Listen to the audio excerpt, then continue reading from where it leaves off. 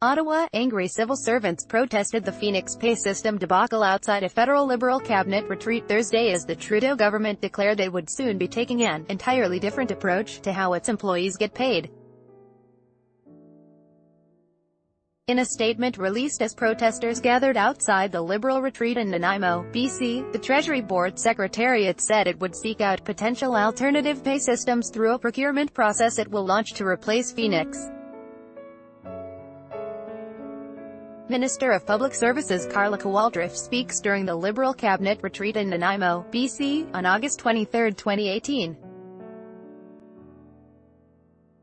She called the pay system's backlog unacceptable, but added she's encouraged to see it has been in decline over the past 5 months. Chadi Polito, the Canadian Press, the government has already been looking at a number of software providers and will work with civil servants and their unions in testing and ultimately launching a replacement human resources and pay system. The statement said, the TBS team has been working on preliminary analysis of available vendors and, as part of an upcoming notice of proposed procurement, will be looking to private sector expertise to identify potential innovative alternatives for a new system. No timetable has been established for when testing might begin on any alternative system.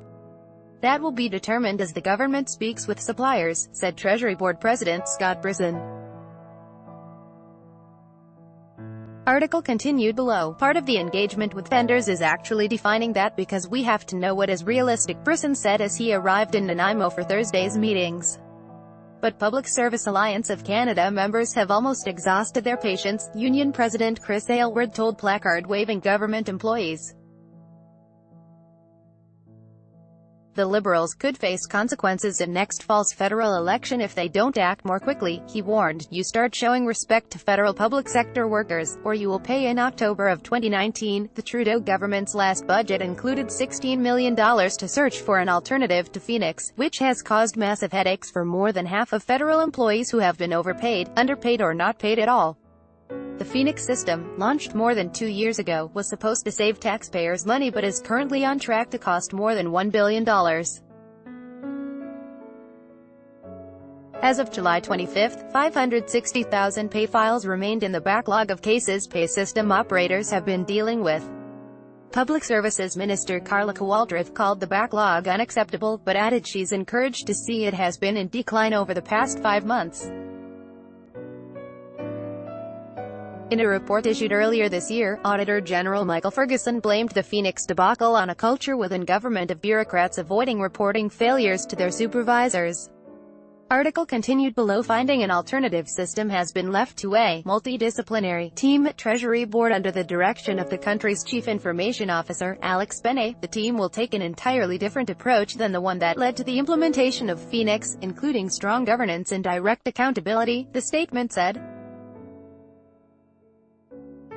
But that team must act fast if the government is to gain back the confidence of its employees, said Debbie Davio, president of the Professional Institute of the Public Service of Canada.